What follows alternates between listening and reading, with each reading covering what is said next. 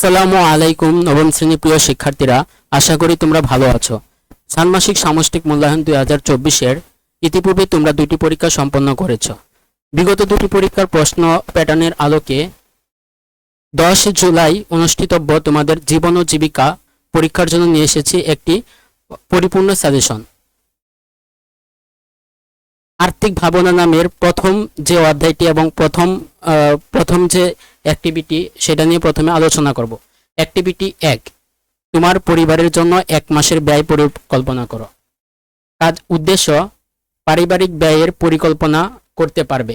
কাজের ধরন, একক কাজ, উপকরণ, জীবন ও জীবিকা খাতা, কলম, পেন্সিল, ইরেজার ইত্যাদি। প্রিয় শিক্ষার্থীরা, প্রতিটি কাজ, প্রতিবেদন, একক কাজ, অ্যাক্টিভিটি এগুলো করার জন্য প্রথমেই তোমাকে লিখতে হবে উদ্দেশ্য কি, কাজের ধরন কি, উপকরণ কি এবং কাজের নির্দেশনা। ব্যয় পরিকল্পনা সম্পর্কে ধারণা নাও। এবার ভাবো তোমার পরিবারে 1 মাসে কোন কোন খাতে ব্যয় হয়। পরিবারের আর্থিক ও অন্যান্য সদস্যের সঙ্গে আলোচনা করে নাও। এবার ছকটি পূরণ করো এবং নিচের নমুনা ছকটির সাথে তোমার ছকটি মিলিয়ে নাও। এখানে দেখবো আমরা ক্রম অনুযায়ী বিন্যস্ত থাকবে মূল খাত এবং উপখাত, অর্থাৎ আমাদের পরিবারের ব্যয়ের মূল খাত এবং উপখাত এবং আনুমানিক বরাদ্দ টাকা। খাদ্য উপখাত হচ্ছে চাল, আটা, তেল, মাছ, মাংস, সবজি, ফলমূল, মিষ্টান্ন। সেখানে চাল, আটা, তেল, মাছ, মাংস, সবজি এর জন্য টোটাল বরাদ্দ খাত ধরা হয়েছে 6,500 টাকা। এইভাবে বস্ত্র, বাসস্থান, শিক্ষা, গৃহস্থালী, যোগাযোগ ও যাতায়াত, ইউটিলিটি, ঘর সাজসজ্জা, এই প্রত্যেকটি খাতের জন্য নির্দিষ্ট পরিমাপে কিরকম ব্যয় হবে সেই ব্যয়ের পরিমাণগুলো, আনুমানিক বরাদ্দগুলো এই ছকে উপস্থাপন করা হয়েছে। প্রিয় শিক্ষার্থীরা, এরকম করে তোমরা তোমাদের নিজেদের পরিবারের একটি ব্যয়ের খাত তৈরি করবে এবং সেটি ছকে ভালো করে উপস্থাপন করবে। অ্যাক্টিভিটি 2, এখানে দলগতভাবে আলোচনার মাধ্যমে বিনিয়োগ সম্পর্কে তোমার ধারণা একটি পোস্টারে উপস্থাপন করো। উদ্দেশ্য, বিনিয়োগ ও ঝুঁকি সম্পর্কে জানতে পারবে। কাজের ধরন দলগত কাজ এটি। উপকরণ, জীবন ও জীবিকা খাতা, পাঠ্য বই, চক, মার্কার, ডাস্টার ইত্যাদি। কাজের নির্দেশনা, শিক্ষকের নির্দেশনা অনুযায়ী 5 থেকে 6 জন সদস্যের দল গঠন করো। বিনিয়োগ ও ঝুঁকি সম্পর্কে ধারণা নাও। পাঠ্য বইয়ের পৃষ্ঠা 8 এর দৃশ্যপটটি পড়ো। এরপর নমুনা একটি পোস্টার উপস্থাপন করা হলো। তোমরা তোমাদের মতো করে নিজের সৃজনশীলতা প্রয়োগ করে একটি নমুনা পোস্টার তৈরি করবে। এখানে বিনিয়োগের লক্ষ্য, বিনিয়োগের ঝুঁকি বিবেচনা এবং বিনিয়োগ সম্পর্কে আলোচনা করা হয়েছে। প্রিয় শিক্ষার্থী, আমরা এখন দেখব অ্যাক্টিভিটি 3, পারিবারিক বিনিয়োগ পরিকল্পনার ধাপসমূহের উপর তোমার মতামত উপস্থাপন করো। পারিবারিক বিনিয়োগ পরিকল্পনার ধাপসমূহের উপর একটি নমুনা উত্তর নিচে উপস্থাপন করা হলো। ধাপসমূহ, নমুনা মতামত। প্রথম ধাপ, পরিবারের বর্তমান আর্থিক অবস্থা বিশ্লেষণ। বিনিয়োগের লক্ষ্য ও উদ্দেশ্য নির্ধারণ, বিনিয়োগে গ্রহণযোগ্য ঝুঁকিমাত্রা নির্ধারণ এবং বিনিয়োগের সময়কাল নির্ধারণ, বিনিয়োগের খাত নির্বাচন, বিনিয়োগের ফলাফল মূল্যায়ন এবং বিনিয়োগ পুনর্বিন্যাস সংক্রান্ত গ্রহণ। অ্যাক্টিভিটি 4, অনলাইনে জমি সংক্রান্ত কি কি সেবা পাওয়া যায় তা নিয়ে একটি মডেল প্রস্তুত করো। উদ্দেশ্য, অনলাইনে জমি সংক্রান্ত সেবা গ্রহণ করতে পারবে এবং একটি নমুনা মডেল এখানে উপস্থাপন করা হলো। সেগুলো হলো খাস জমি, অর্পিত সম্পত্তি, সিটিজেন চার্টার, নামজারি বা খাজনা, ভূমি অধিগ্রহণ, ভূমি পরিমাপের একক, ভূমি উন্নয়ন কর, ভূমি সংক্রান্ত ফরমসমূহ, ভূমি সংক্রান্ত আইন। প্রিয় শিক্ষার্থী, অ্যাক্টিভিটি 5, এখানে আছে শিক্ষা প্রতিষ্ঠানে আয়োজিত অনুষ্ঠানের জন্য নতুন করে ক্ষুদ্র ব্যবসায় শুরু করা। নমুনা উত্তর ধাপ 1, এই পর্যায়ে আমরা দেখব একটি ক্ষুদ্র ব্যবসা শুরু করার জন্য কি কি ধাপ অবলম্বন করতে হয়। এটি তোমাদের পাঠ্যপুস্তক থেকে নেওয়া। 1 নম্বর ধাপ, ব্যবসায় আইডিয়া নির্দিষ্ট করা। 2 নম্বর ধাপ, বাজার যাচাই ও ফলাফল বিশ্লেষণ। 3, ব্যবসায়িক পরিকল্পনা প্রণয়ন। 4, ব্যবসায়ের জন্য আর্থিক চাহিদা নিম্নরূপ। 5, ব্যবসায়ের সম্ভাব্য আয়, ব্যয় ও মুনাফা নির্ধারণ এবং আর্থিক বিশ্লেষণ।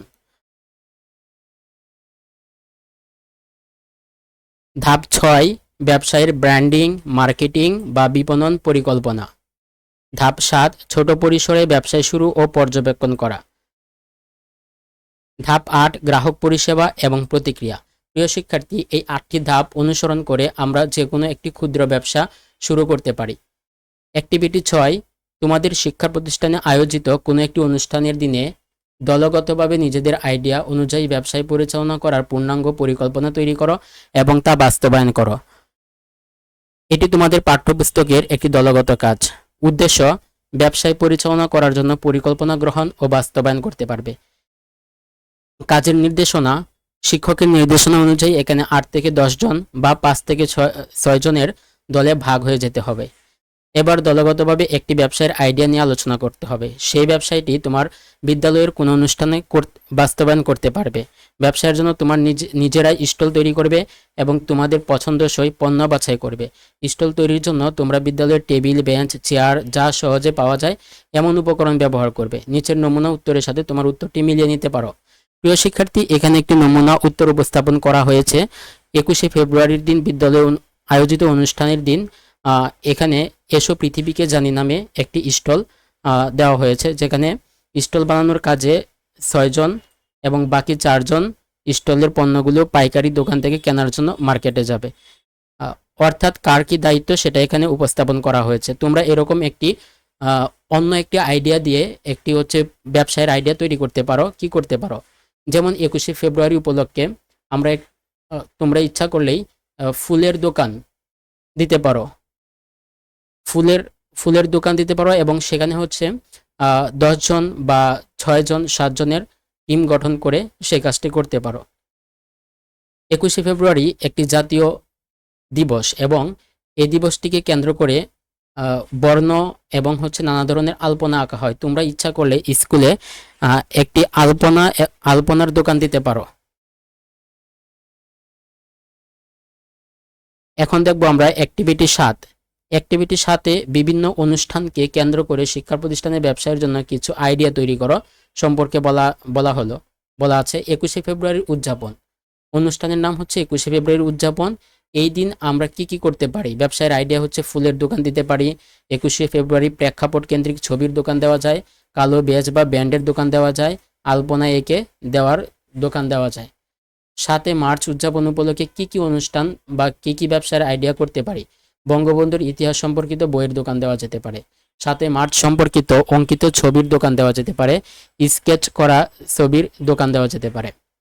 17 মার্চ ছবির দোকান দেওয়া যেতে পারে। শিশুতোষ, কবিতা, গ্রন্থ, ছোট গল্প প্রভৃতি বইয়ের দোকান দেওয়া যেতে পারে। প্রিয় শিক্ষার্থী, তোমরা এগুলো পড়ে নিবে এবং তোমাদের মতো করে উপস্থাপন করবে। অ্যাক্টিভিটি 8, তোমাদের এলাকার বিভিন্ন ক্ষেত্রে সামাজিক সমস্যাগুলো চিহ্নিত করো। উপকরণ: জীবন ও জীবিকা খাতা লাগবে, পত্রপত্রিকা, পাঠ্য বই, ইন্টারনেট, কলম, স্কেল, পেন্সিল ইত্যাদি লাগবে।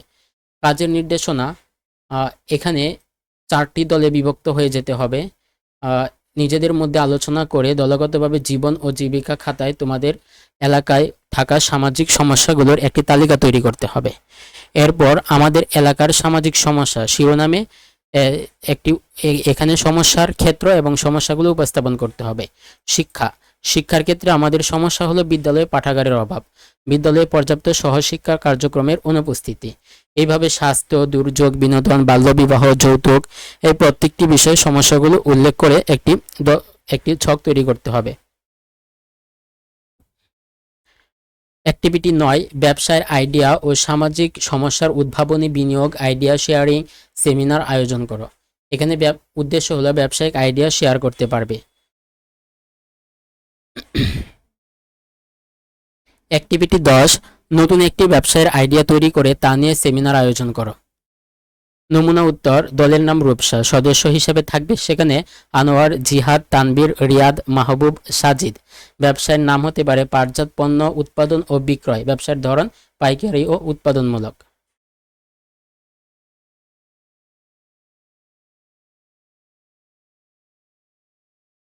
অ্যাক্টিভিটি 11, দলগতভাবে তোমাদের এলাকার যেসব সামাজিক সমস্যা রয়েছে তা লিস্ট করে মাইন্ড ম্যাপ আকারে উপস্থাপন করো।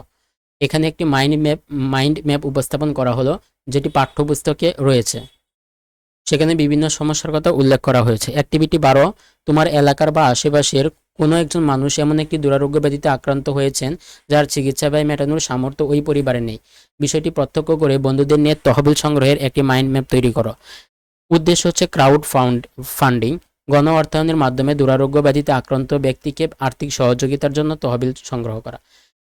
প্রিয় শিক্ষার্থী, এই বিষয়টি তোমাদের পাঠ্যপুস্তকে রয়েছে, যেটি ছিল মূলত তালগাছ লাগানোর একটি ক্রাউড ফান্ডিং সংগ্রহ করা। সেখানে একজন ব্যক্তি ক্রাউড ফান্ডিং পোস্টার তৈরি করে তালগাছ রোপণ 50,000 তালগাছ রোপণ করার মাইলফলক অতিক্রম করেছিলেন।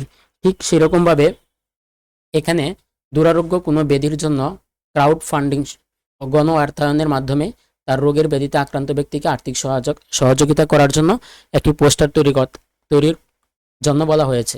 নমুনা মাইন্ড ম্যাপটি হলো দুরারোগ্য ব্যাধিতে আক্রান্ত ব্যক্তি সম্পর্কে জানা, আক্রান্ত ব্যক্তির অভিভাবক বা পরিবারের সাথে কথা বলার জন্য দল গঠন করা, প্রতিনিধি দলের মাধ্যমে আক্রান্ত ব্যক্তি সম্পর্কে বিস্তারিত জানা, তারপর হচ্ছে সর্বশেষ সংগৃহীত অনুদান সংশ্লিষ্ট ব্যক্তির নিকট হস্তান্তর করা এবং সুষ্ঠু চিকিৎসার প্রয়োজনে এ বিষয়ে অভিজ্ঞ ব্যক্তির মাধ্যমে পরামর্শ দেওয়া। অ্যাক্টিভিটি 13, সামাজিক সমস্যা সমাধানে গণ অর্থায়নের ভূমিকা পোস্টার আকারে উপস্থাপন করো। এটি আগের অ্যাক্টিভিটির মতোই।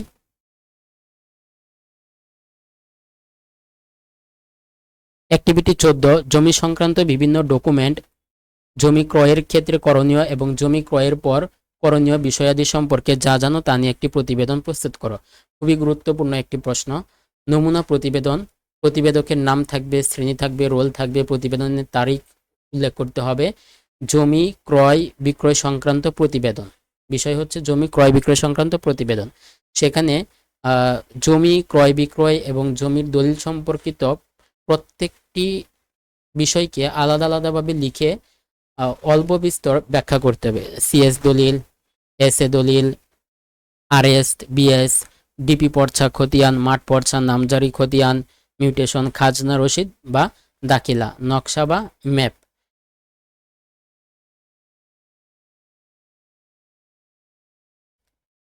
সামাজিক সমস্যার সমাধানে গণ অর্থায়নের ভূমিকা পোস্টার আকারে উপস্থাপন করো। আরও দুইটি অ্যাক্টিভিটি ক্রাউড ফান্ডিং রিলেটেড উপরে দেখানো হয়েছে। তো এখানে এখানে একটি পোস্টার উপস্থাপন করা হয়েছে, যেমন আর্থমানবতার সেবায় এগিয়ে আসুন। আপনি জানেন কি গত বছর আপনার এলাকায় কত মানুষ অ্যাম্বুলেন্স সেবার অভাবে পঙ্গুত্ব বরণ করেছে? এভাবে লিখে একটি সেখানে bank account number, mobile account number যুক্ত করে একটি পোস্টার তৈরি করতে হবে। প্রিয় শিক্ষার্থী, এখন আমরা দেখব দ্বিতীয় অধ্যায় বা উদ্যোক্তা হিসেবে যাত্রা। অ্যাক্টিভিটি 1, পেশায় পরিবর্তন বা রূপান্তর সম্পর্কিত প্রভাবগুলো থেকে প্রতিটি দল একটি করে প্রভাবক বেছে নাও এবং নিজেদের মধ্যে আলোচনার মাধ্যমে এগুলোর বৈশিষ্ট্য ও উদাহরণ উপস্থাপন করো।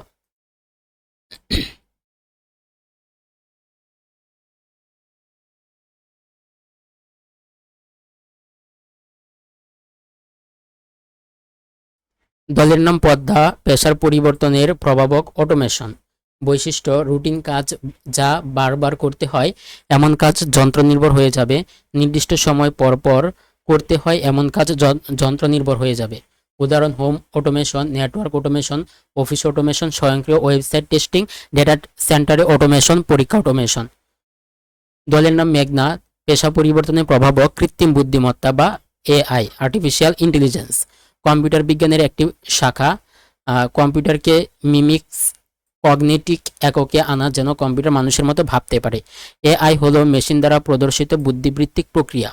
উদাহরণ, টেসলার নতুন স্বচালিত গাড়ি, আইবিএম এর deep blue system, speech recognition, face recognition ইত্যাদি।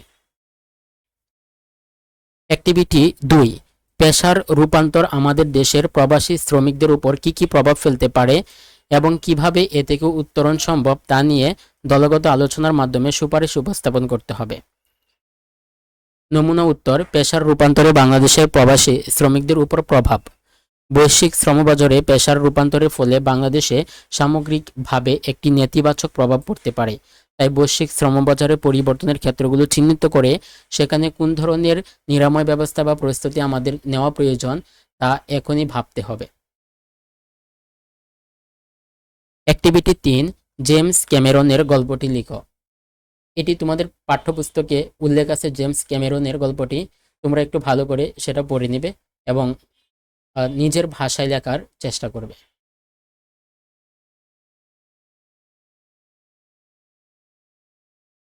Activity 4, life rainbow model career গঠনে কিভাবে সাহায্য করে।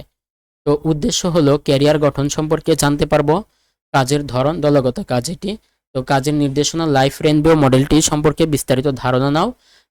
এবার দলগতভাবে আলোচনা করো, নিচের নমুনা উত্তরটি তোমার উত্তরের সাথে মিলিয়ে নাও।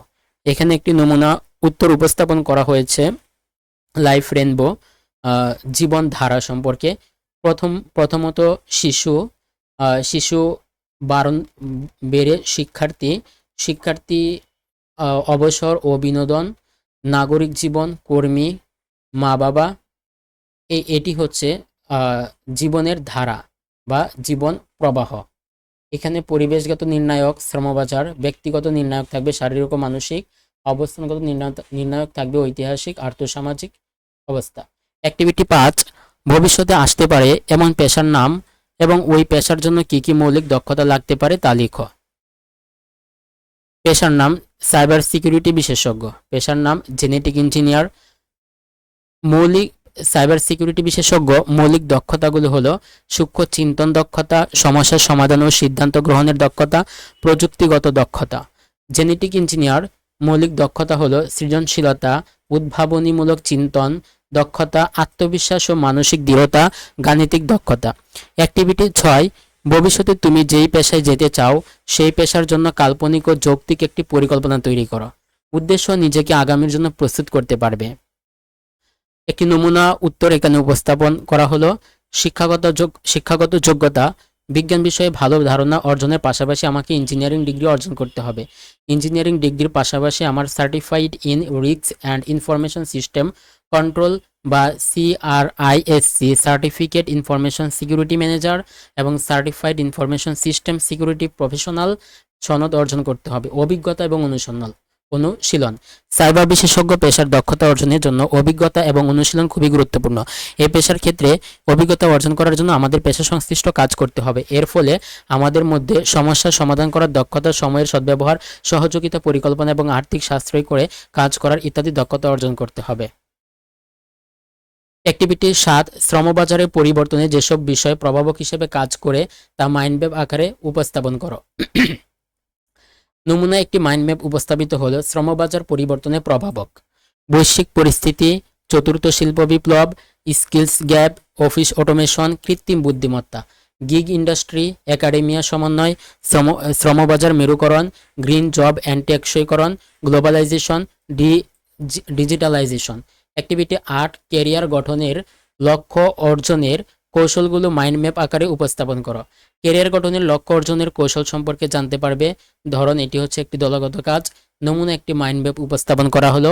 ক্যারিয়ার গঠনের লক্ষ্য অর্জনের কৌশল: নিজেকে মেপে দেখা, নিজের আগ্রহ বা কৌতূহল সম্পর্কে জানা, অনেক বিষয় নয় একটি দক্ষতা নিয়ে কাজ করা, অল্প করে শুরু করা, অনুশীলনের অদৃশ্য দেয়াল দূরে রাখা, সময় অনুযায়ী দক্ষতা অর্জনের প্রক্রিয়াকে ভাগ করে নেওয়া, ডিভাইস বা অন্যান্য সামগ্রী হাতের কাছে রাখা, একটু সময় বরাদ্দ রাখা। অ্যাক্টিভিটি 9, পেশাগত সাফল্য বা ক্যারিয়ার গঠনের জন্য কোন কোন যোগ্যতা প্রয়োজন হয় তা মাইন্ড ম্যাপ আকারে উপস্থাপন করো। উদ্দেশ্য, নিজেকে আগামীর জন্য প্রস্তুত করতে পারবে। নমুনা একটি মাইন্ড ম্যাপ এখানে উপস্থাপন করা হলো। ক্যারিয়ার গঠনের যোগ্যতা: শিক্ষাগত যোগ্যতা, অভিজ্ঞতা, অনুশীলন, স্বশিক্ষণ বা সেলফ লার্নিং, পেশাগত সংস্থার সদস্য, প্রশিক্ষণ, হালনাগাদ বা আপ টু ডেট থাকা।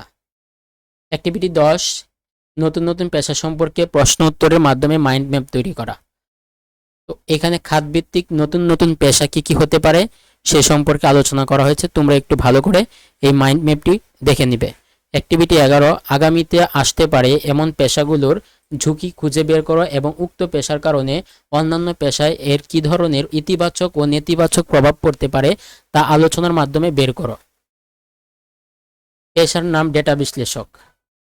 নির্বাচিত পেশার ঝুঁকি: গোপনীয়তা সংরক্ষণের অভাব, নিম্নমানের ডাটা চুরি। অন্যান্য পেশায় ইতিবাচক প্রভাব পড়তে পারে, যেমন সিদ্ধান্ত গ্রহণ, দক্ষতা বৃদ্ধি এবং কৌশলগত পরিকল্পনায় সাহায্য করবে। অন্যান্য পেশায় নেতিবাচক প্রভাব পড়বে।